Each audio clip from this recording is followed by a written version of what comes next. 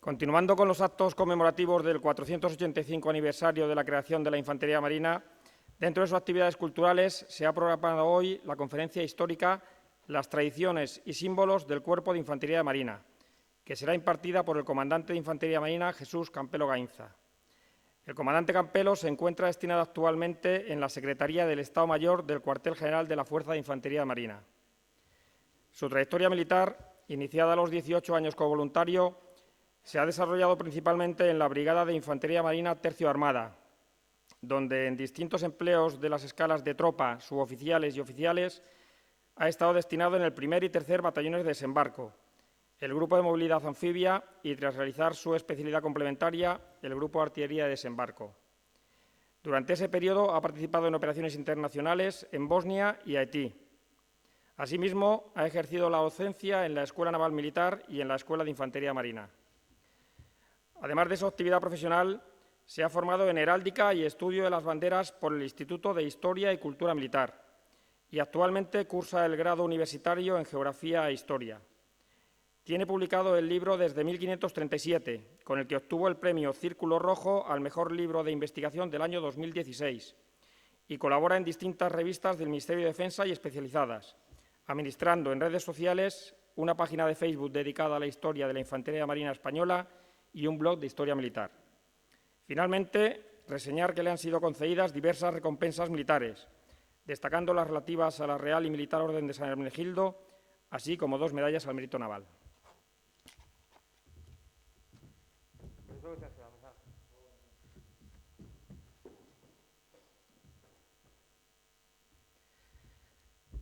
Excelentísimos e ilustrísimos señores, damas y caballeros, infantes de marina, guardias civiles, compañeros de otras armas y cuerpos, buenas tardes. Les agradezco que hayan querido asistir a esta conferencia, donde les intentaré aclarar el significado y el motivo de las tradiciones y símbolos más importantes del Cuerpo de Infantería de Marina. Y el por qué y desde cuándo nuestro uniforme lleva unas características diferentes a otros. Por ello, les propongo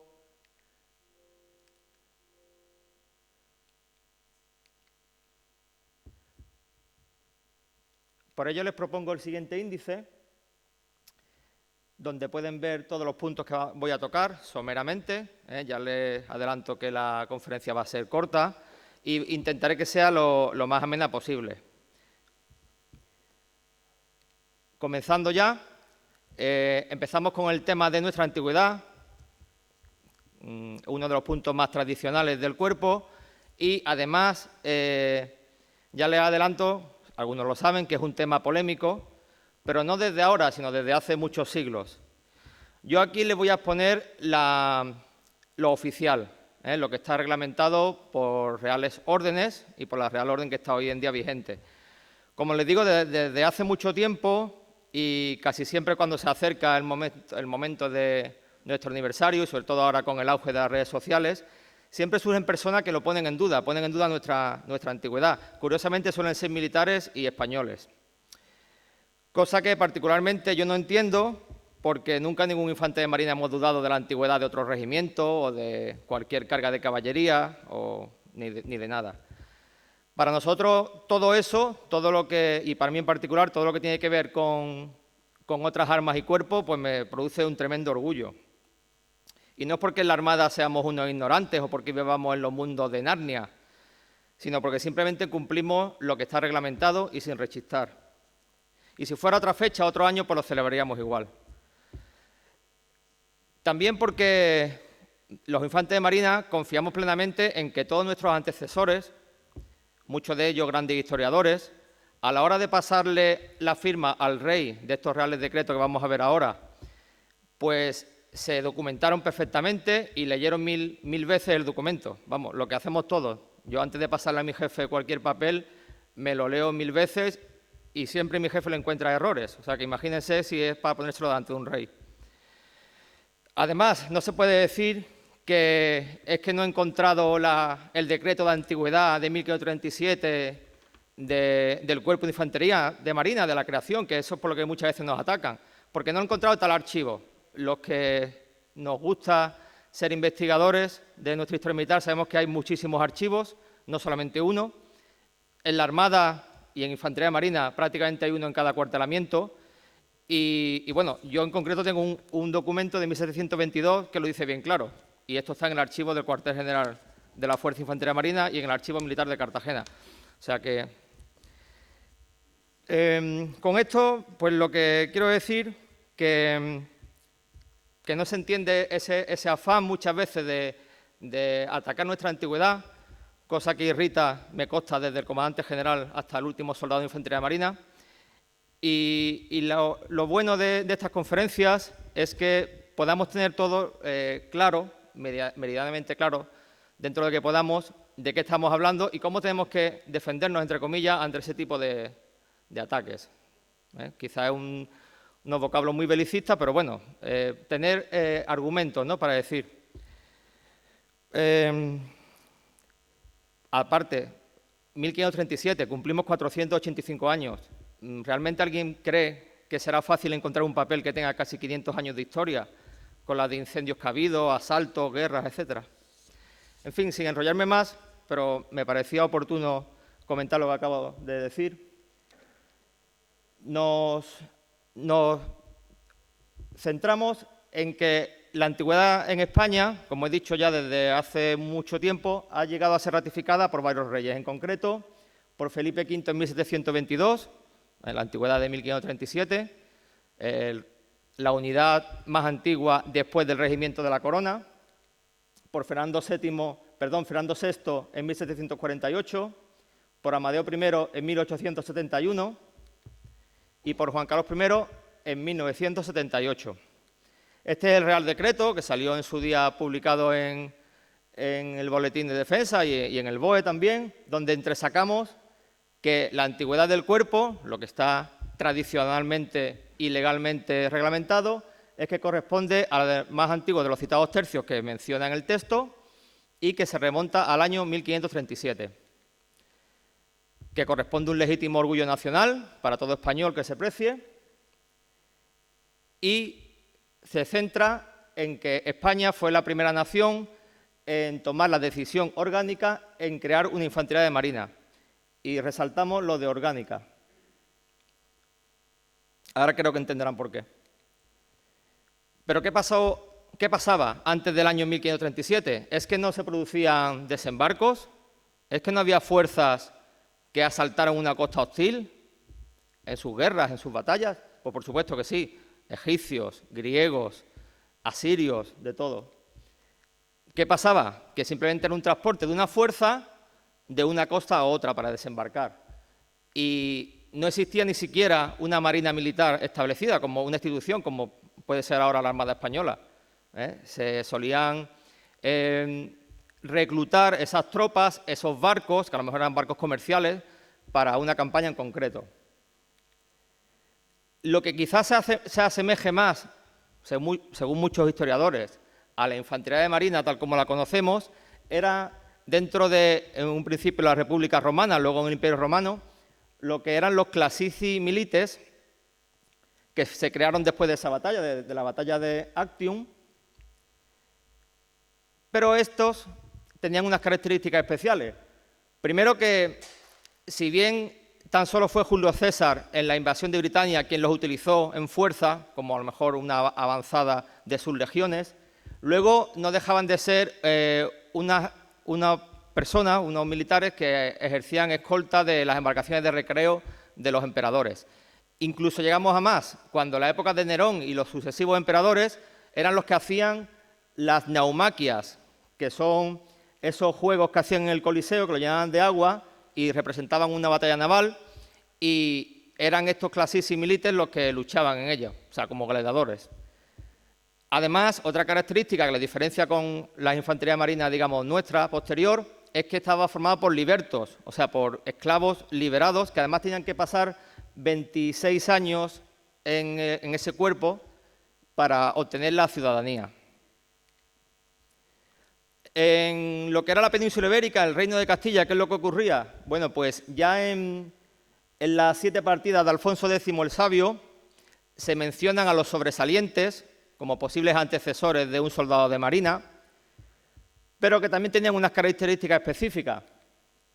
Estos sobresalientes, aquí está la segunda partida, la ley sexta, donde se mencionan, no realizaban a bordo de los buques funciones marineras, sino tácticas, y al final era como un oficio más. Igual que estaban los calafates, los pilotos, pues estaban los soldados de mar que defendían su nave de cualquier ataque extranjero, enemigo o lo que sucediera. Y otra cosa importante, solían ser contratados individualmente antes de cada campaña, con lo cual no había una permanencia. Un poquito avanzando en el tiempo, en 1528, ya nos acercamos ya a nuestra fecha de antigüedad, se creó el tercio de galeones, que también podría considerarse un cuerpo como de infantería de marina, pero también tenía unas características, que estos pertenecían a una empresa privada, a la casa de contratación, y estaban para defender los galeones que iban y venían de nuestras provincias en América.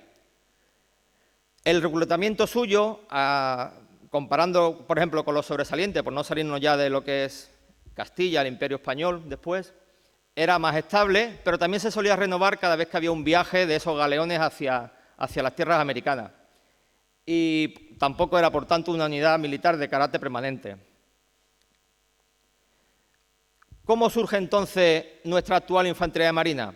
Nos tenemos que trasladar al siglo XVI, cuando se expandía peligrosamente por todo el Mediterráneo, incluso por gran parte de los Balcanes, llegaron hasta las puertas de Viena, el Imperio Otomano, y lo único que existía para hacerle frente era el Imperio Español en Europa, en este caso ya del emperador Carlos I de España y V de Alemania, como se le suele decir, para frenar. ¿De qué manera quiso frenar ese peligroso avance otomano? Pues con un arco defensivo en el Mediterráneo, a la altura de los territorios italianos, de la isla de Malta, reforzando sus flotas de galeras, y para ello ideó, basándose, como hemos dicho, en los sobresalientes, en los soldados de mar de los tercios de galeones, las compañías viejas del mar de Nápoles.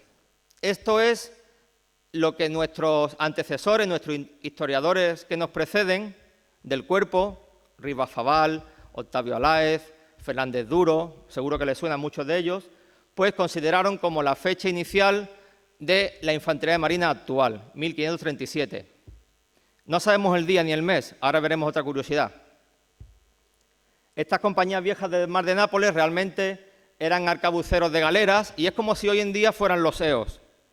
Es más, estoy seguro que nadie ha visto un documento, un sacomar, que diga tal día, a tal hora, a tal fecha, se crean los equipos operativos de seguridad en lo que es ahora la Fuerza de Protección, ¿no? Se fue creando por la necesidad que surgía en el momento y así fue. Entonces, a lo mejor dentro de 200 años alguien pone en duda la creación de los EOS.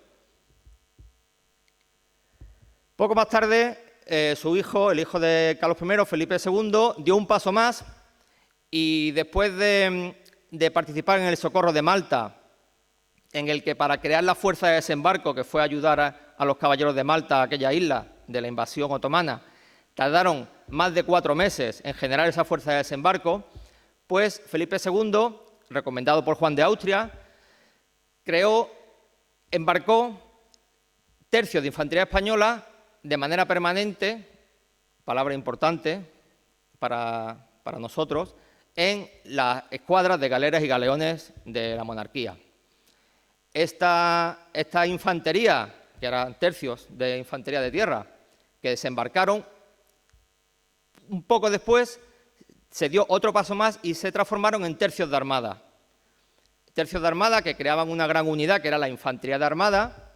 Esta sí que es la antecesora de nosotros, de la infantería de marina. Pues son los que participaron, pues como en este cuadro, bueno, no es un cuadro, es un mural de la conquista de la isla tercera de las Azores, y que realizaban ya realmente operaciones anfibias. Esos tercios de armada se fundaron el 27 de febrero de 1566,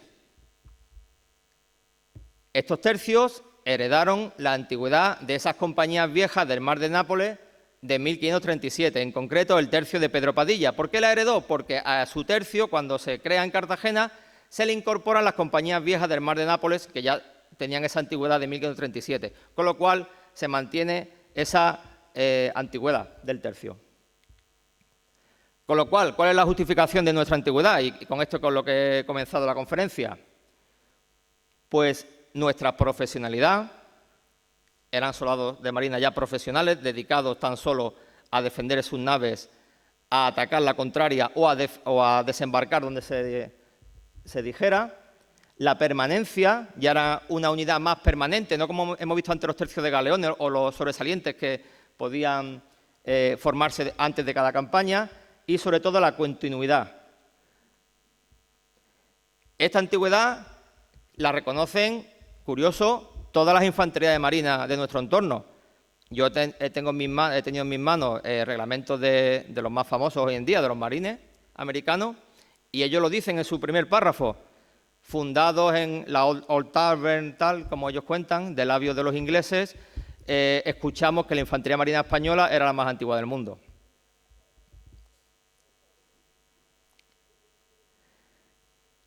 Faltaba lo del día, que he dicho antes. Hemos visto el 27 de febrero de 1566, cuando se crearon los tercios de armada. En 1981, que es cuando en el cuerpo se decide comenzar a hacer ya todos los años ceremonias, semanas enteras del aniversario, como la que estamos viviendo ahora, con diferentes tipos de actividades deportivas, culturales, actos principales, etcétera, se piensa, ¿qué día vamos a elegir? Pues en esa orden ministerial del 81 se fijó a efecto conmemorativo el 27 de febrero porque se consideró que era cuadrando, digamos, por así decirlo, esa fecha de la creación de los tercios de armada con la de las compañías viejas del Mar de Nápoles. A efectos conmemorativos, como he dicho. Aquí nadie está sentando cátedra, ¿vale? Fue con esa intención, para tener un día donde hacer el acto central del aniversario. El siguiente punto interesante es nuestro emblema. También tiene una historia muy curiosa. Nuestro emblema desde el inicio, también heredado de las compañías viejas del Mar de Nápoles, luego tercio de Nápoles, eran las dos anclas cruzadas. Habremos visto esto en la antigua escuela de aplicación, están unas vidrieras allí, las dos anclas y luego nuestro emblema actual. Ese escudo de las dos anclas se estuvo llevando desde que se quiso poner un emblema para las cazoletas de los sables, para la vestidura de los caballos. Eran siempre dos anclas cruzadas, por tierra y por mar, con una divisa, con ese lema, que luego también veremos.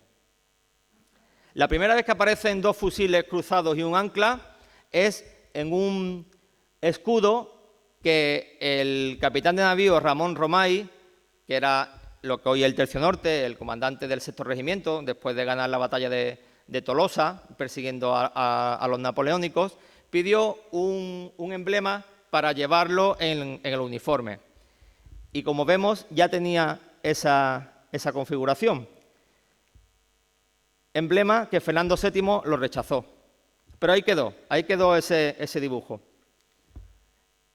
En 1931, todo el cuerpo decidió ya, aún en la época de Alfonso XIII, hay personas que piensan que ya fue con la República, no, fue todavía, porque fue en enero, fue todavía con el reinado de Alfonso XIII, se decidió adoptar el ancla y los dos fusiles, que era el escudo que llevaban desde el 1928 los alumnos. Los alumnos llevaban ese escudo para distinguirse como alumnos, pero en el 31 gustó tanto ese emblema que se quiso adoptar para todo el cuerpo. Con la Segunda República, en 1931, hay otro cambio. Se le da preponderancia, digamos, a la Marina, al Cuerpo General, y se pone el ancla por delante. Sería dos fusiles bajo un ancla. Y, por supuesto, como ocurrió en todas las instituciones republicanas, pues se cambió lo que era la corona monárquica por una corona cívica o mural. Lo mismo pasó cuando ya estalló la Guerra Civil en la Infantería de Marina del bando nacional. Sabemos que la Infantería de Marina, como todo el Ejército y la Armada, se partió en dos. En concreto, los infantes de marina de Cádiz y Ferrol estuvieron en el bando nacional y los de Madrid y Cartagena en el bando republicano. Llevaban el mismo escudo, un ancla sobre 2 fusiles, pero la corona, como ven, ya era diferente. Finaliza la Guerra Civil con el resultado que sabemos y por la orden ministerial de 20 de septiembre de 1942 se mantuvo el emblema del ancla sobre los fusiles. No sería ya hasta 1978 cuando los fusiles vuelven a estar por encima del ancla. Esto es una curiosidad, lo digo porque pueden encontrar, si van a acuartelamientos más antiguos, el escudo anterior. En la Grumat, por ejemplo, en el antiguo mástil de la Grumat está así, grabado en piedra. Este emblema, 2 fusiles sobre un ancla, fue ratificado en 1999, pero ocurre una cosa, que en esa ratificación, y seguro que esto lo han visto muchísimos infantes los que están aquí, tan solo dice 2 fusiles sobre un ancla. ¿Qué pasa? Que pueden ser cualquier fusil y cualquier ancla. Por eso, seguro que no había encontrado. Hay veces que en el uniforme llevamos varios emblemas diferentes, varios fusiles, varias anclas. Es por ese motivo por lo que el actual comandante general de división Roldán está reglamentando lo ha dibujado él propiamente, cuya descripción heráldica pues podría ser 2 fusiles tipo mosquetón modelo Mauser Coruña 1943, armados con machetes afalcatados modelo 1941, vamos, los que se usan en la escuela naval o en la escuela de suboficiales, todos en su color y puestos en sotuer, o sea, cruzados, sobre un ancla de oro, modelo almirantazgo, con el cepo horizontal, timbrada de corona real. Ya saben, este es el escudo que desde que está este comandante general, pues se está utilizando en todos nuestros saludas, escritos, etcétera. Pasamos a las sardinetas, otro elemento tradicional y simbólico de los infantes de marina. La primera vez que se citaron las sardinetas fue en un documento de 1734, pero ojo, no era solamente para la infantería marina, como podemos pensar. Las sardinetas eran para los granaderos. De hecho, los primeros que lo llevan son los granaderos que estaban en los tercios, luego regimientos de línea del ejército de tierra, porque en la armada no se puso. La armada continuaba en lo que eran los batallones de marina, siglo XVIII, llevaban esas bocas mangas con 3 botones que ahora veremos otra curiosidad de ellos. En un escrito que he encontrado precisamente en el Viso del Marqués de 1785, firmado en la isla de León, se reglamenta por primera vez para la Armada, en concreto para la artillería de marina, para los condestables, 3 sardinetas que no venían a ser otra cosa que unos ojales para recogerse la manga y tener más movilidad en el brazo. Eran artilleros, granaderos, que tenían que tener mucha movilidad y esas bocamangas, pues claro, le dificultaba. Por ello, nuestra sección histórica del Tercio de Armada, que está reglamentada según el Estado General de la Armada de 1802, no llevan sardinetas. Esta es la uniformidad que llevaban tanto los fusileros como los granaderos, que se distinguen por su diferente prenda de cabeza, en la batalla de Trafalgar. ¿Cuándo se ponen ya, por fin, las sardinetas en la Armada? Después de la Real Orden, ya iniciada la Guerra de la Independencia, de 1808. Con lo cual, si quisiéramos tener la sección histórica del Tercio de Armada en algún momento, representando no los que lucharon en Trafalgar, sino los que lucharon en la Guerra de la Independencia, pues con ponerle sardinetas a los granaderos ya valdría. Tras la Guerra de la Independencia, ya es cuando Fernando VII reglamenta para todos, fusileros, cazadores y granaderos de infantería marina, llevar sardinetas, después de este Real Orden del 15 de octubre de 1815 con ese texto. Y las sardinetas pasan a ser el distintivo de las compañías de preferencia. Repito, no solamente de la Armada, tenemos que ser humildes, era así. Otras unidades, otras compañías de preferencia que lo llevaban en el ejército de tierra eran los cazadores. La única diferencia era que los infantes de marina la llevaban sobre vivos encarnados y los cazadores sobre vivos verdes.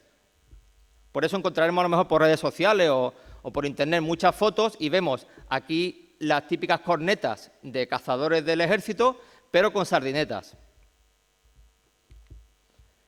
Tras la Real Orden del 21 de agosto de 1866, se cambia el diseño de la sardineta. Vean cómo era antes, aquí tenemos una foto de la época, del siglo XIX, y cómo pasan a ser tal como las llevamos ahora. Sardinetas que fueron ratificadas y descritas perfectamente en 1979 y luego ya en 1999, que es la reglamentación que está vigente hoy en día. Vamos a ver ahora la franja partida grana, no las franjas, la franja partida grana. Bueno, las franjas sí hablamos de las dos piernas, ¿no? ¿De dónde surge? El color, en principio, de nuestro uniforme, azul y encarnado, se adopta en 1857 para significarse como cuerpo de Casa Real y se adoptan esos colores como homenaje o como recuerdo a cómo vestían los batallones de Marina desde 1717, en el siglo XVIII, que vestían pues de azul y de encarnado. Curiosamente, una unidad análoga que no pertenecía al cuerpo de batallones de Marina, pero que sí era de la Armada, que era el batallón de galeras, eso iban justo al revés. Rojo con las bocamangas azules. Batallones de Marina, batallón de galeras. En 1857 se estableció ya por fin una franja para el pantalón, pero era una franja única. Y además con una característica. Era encarnada para el uniforme de diario y para el uniforme de gala era dorada. Cuando entra la Segunda República se eliminan todos los símbolos monárquicos, como hemos dicho que era una distinción de cuerpo de Casa Real. A Infantería Marina en concreto se nos quita del uniforme todos los colores encarnados.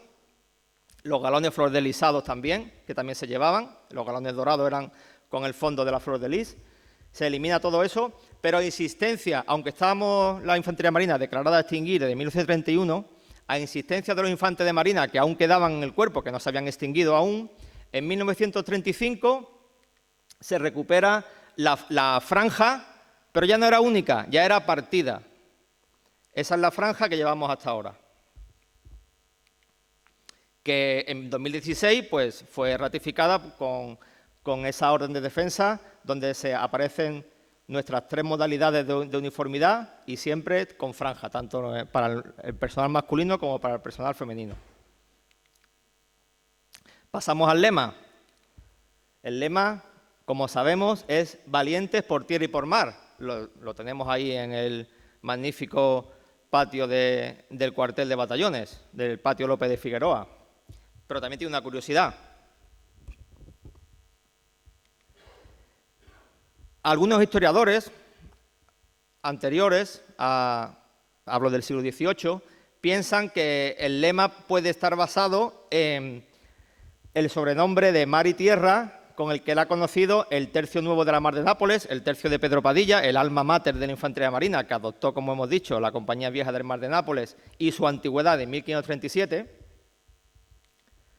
Y la primera vez vuelve a aparecer este escudo, recuerdo que fue denegado por el rey Fernando VII. Esa inscripción aparecía alrededor de ese escudo, mar y terra, en latín.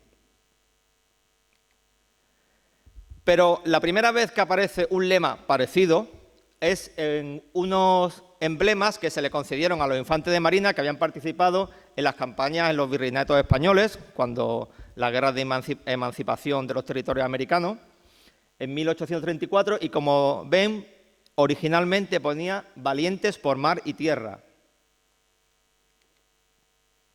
Luego, en una resolución de 1876, cuando uno se pone a investigar, aparecen inscripciones, aparecen referencias, y este en concreto habla pues, de los bravos soldados de Marina que sobre el brazo izquierdo, como hemos visto antes, llevaban ese emblema de valientes por mar y tierra.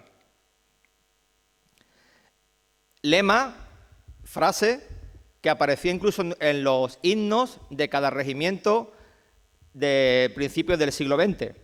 En el himno del Terlep aparece ser valientes por la tierra, ser valientes por la mar. en el del Tersur, que también es del mismo año, de 1917, valiente por tierra y por mar. Ya es la primera vez que aparece parecido a como es ahora el himno de la Grumaz de 1977, también valientes por tierra y por mar. Bueno, y nuestra marcha heroica, en la modificación de 1992, también dice gloria a los valientes que por mar y tierra. Y finalmente, en el decálogo del infante de marina, pues el 10º artículo es ese, mi lema, valiente por tierra y por mar. Pasamos a otros símbolos, que son las banderas. Aquí comentar, volvemos otra vez al siglo XVI, la curiosidad que las compañías de los tercios de Flandes, tercio de Italia, todos podían llevar, el capitán podía elegir la bandera que quisiera, con el paño, los colores que quisiera. Tan solo se le obligó, se le reglamentó que tenía que llevar la Cruz de San Andrés o el aspa de Borgoña. Así podemos encontrar pues, muchísimos tipos de banderas de compañías de tercios diferentes. Se dice, no he encontrado una documentación exacta, sí libros que se basan en otros, las cosas hay que reconocerlas, que el tercio nuevo de la Mar de Nápoles, el tercio de Pedro Padilla, llevaba fondo azul con el aspa roja encima y las armas del apellido Padilla, 3 padillas o 3 espadillas de plata sobre azur, sobre fondo azul, y que esta se puede considerar como la primera bandera de la infantería marina, teniendo en cuenta que es la del tercio o de la compañía principal del tercio de Pedro Padilla, que es el alma mater, vuelvo a recordar, que heredó la antigüedad de 1537. Ya en el siglo XVIII, en 1748, el Fernando VI pues, reglamentó una única bandera para todos los regimientos. Los regimientos de línea del Ejército de Tierra llevaban el aspa de Borgoña encarnado sobre fondo blanco, pero a las tropas de marina se les significó, como tropas de marina de la Real Armada, con 4 anclas en las esquinas. Esa es la diferencia cuando vemos una bandera del Ejército de Tierra y una bandera de tropa de marina. Las 4 anclas negras en las esquinas.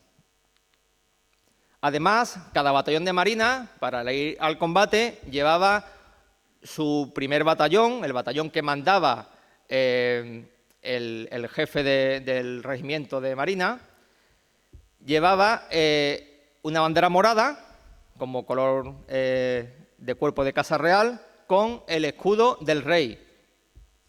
Porque no existía bandera nacional, las banderas eran la bandera de la unidad con el rey de cada momento. Entonces podemos ver en muchos museos cómo el escudo va cambiando según la época.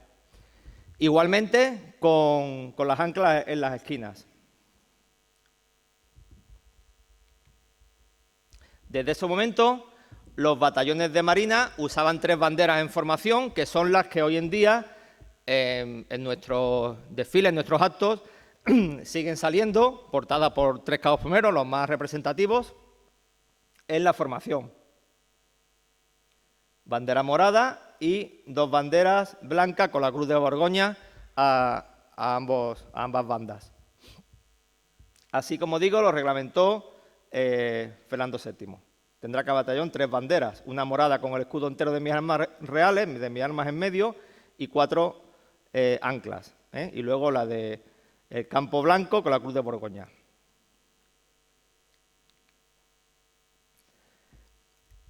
Infantería de marina, las tropas de marina siempre se distinguieron del Ejército de Tierra en que sus banderas eran moradas, como hemos visto, la bandera principal, excepto durante la época de la Guerra de la Independencia, que por real orden se determinó, se obligó que todas fueran blancas, con lo cual las banderas del cuerpo volvieron a ser blancas, o sea, empezaron a ser blancas y volvieron a ser moradas en cuanto acabó la guerra.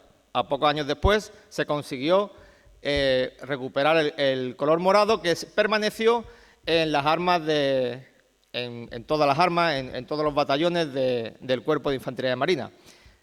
Curiosidad, esa bandera era la que los soldados juraban. No se juraba la bandera nacional, repito, era la bandera digamos, del batallón la que se juraba. Esta foto en concreto es del Regimiento Expedicionario de Larache, que duró de 1912 a 1922.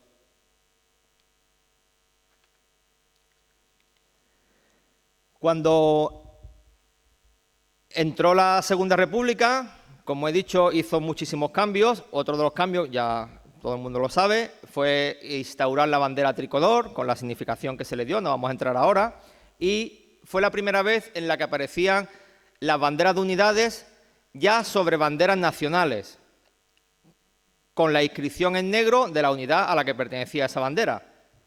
Esta, por ejemplo, es la de la Base Naval Principal de Cádiz. Perdón.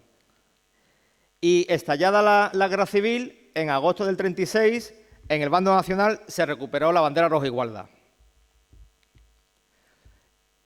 El Tercio de Armada, que como sabemos se crea en 1969, en 1972 se le otorga el estandarte porque se le consideraba una unidad montada, como si fuera caballería, por eso es que tenía los M48, tenía diversos carros, las LVT, y se le da un estandarte con el escudo de la época, que en 1984, estos dos estandartes están en la sala histórica.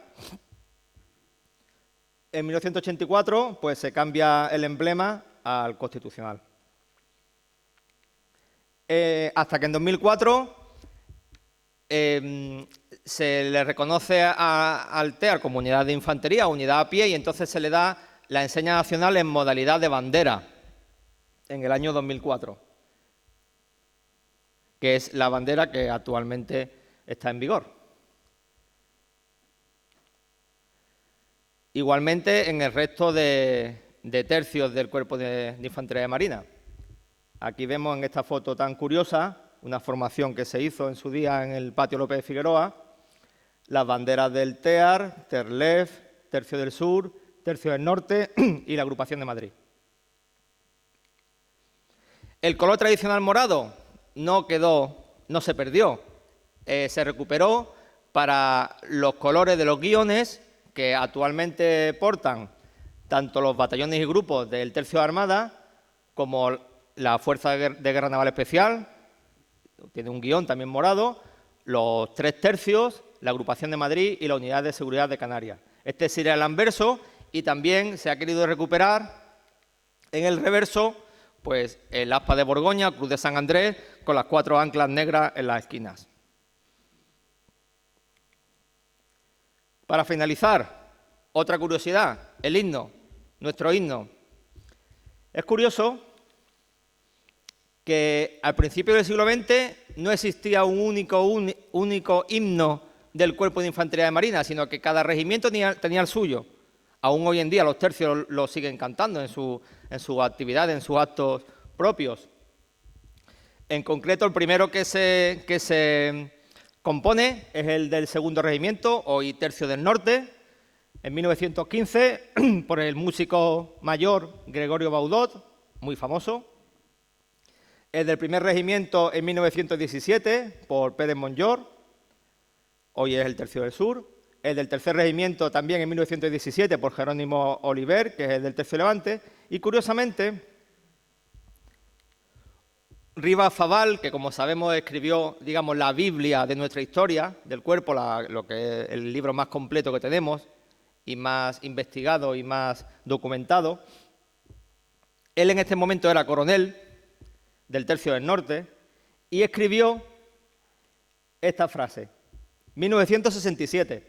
Teniendo en cuenta el espíritu de las estrofas, habría que componer un himno de infantería marina que tanto desea el cuerpo, un himno único. Ahí lo dejó escrito. Cuando fue comandante general es cuando lo hizo. ¿Y cómo lo hizo? En lugar de componer un himno nuevo, como en el Tercio del Norte, que es el tercio que le habían mandado de coronel, cantaban una marcha heroica cuando iban de maniobras y en sus marchas y tal, que la había compuesto este señor. Está una foto que muy poca gente ha podido ver, de Ildefonso Raimundo Gay, aquí con los emblemas de suboficial, hoy en día brigada, y que lo compuso durante la Guerra Civil. Esa marcha heroica fue la que el conjeín Rivas Fabal quiso adoptar como himno único del Cuerpo de Infantería de Marina, que es el que cantamos hoy en día en nuestros actos. Como curiosidad, este himno, como era del Tercio Norte, decía: «Gloria a los valientes, Lois, Rama y Cancela», 3 soldados héroes que pertenecían a lo que es hoy el Tercio Norte, a Ferrol. Esta es la partitura original de los años 40. Otra curiosidad, en muchos sitios podrán ver escrito que el autor de la marcha heroica es J. Raimundo. No, pero es que es Ildefonso Raimundo, para que la I la hacía así como una J. Entonces en muchos sitios podrán ver J. Raimundo. Es Ildefonso Raimundo. Otra curiosidad de la marcha heroica, pues que tenía una estrofa más de la que cantamos nosotros. Era esta, sé que no lo ven bien, pero aquí se lo marco. Sería: «A Cuba y Filipinas, Lepanto y Trafalgar, infantes de marina», y así continuaríamos. Esa se eliminó también, se hacía demasiado larga. Y en 1992, viendo que esa estrofa que he comentado antes de Lois, Rama y Cancela hacía referencia tan solo a 3 héroes muy localizados de una unidad de infantería de marina, pues se decidió cambiarlo a la estrofa que cantamos ahora: «Gloria a los valientes que por mar y tierra heroicamente murieron defendiendo su bandera». Y así lo hacían como un himno más genérico, más, una palabra que hoy está de moda, más inclusivo para todos los tercios y agrupaciones, tercios de armadas, etcétera.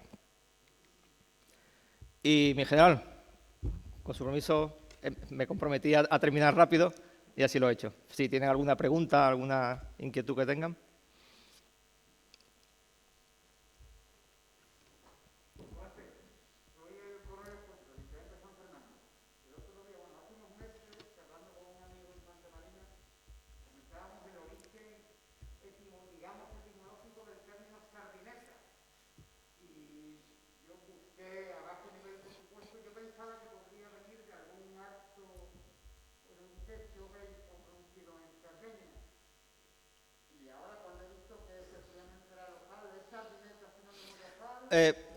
Si nos fijamos en la fecha en la que comienza, en 1734, coincide con la recuperación de Sardinia, que era Cerdeña. Sabemos que las islas de Cerdeña y Sicilia, como Gibraltar y Menorca, se perdieron después del Tratado de Utrecht, y una de las primeras cosas que hizo Felipe V de Borbón fue recuperarlas, Sardinia y Sicilia, Cerdeña, ¿no?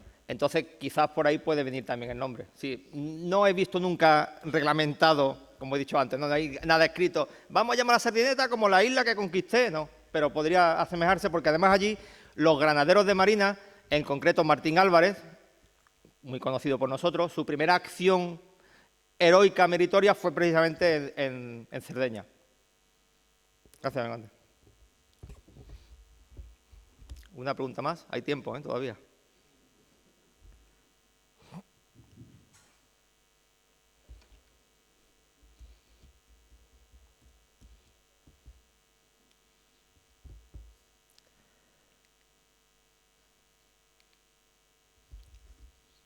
En general. Pues, permitís por el guión subir un momento para agradecerle al conferenciante, al comandante Campelo, su magnífica presentación. Creo que los titulares nos los sabíamos todos y alguno vendría a esta conferencia un poco escéptico de si podían enseñarle algo. Creo que el comandante Campelo nos ha dado un baño de humildad a todos, y resaltar que en 40 minutos, no ha llegado, nos ha resumido el compendio de la evolución, origen y evolución de todos los símbolos que con tanto orgullo lucimos. O sea que, mi comandante, enhorabuena, muchísimas gracias, y yo os pido para él un fuerte aplauso.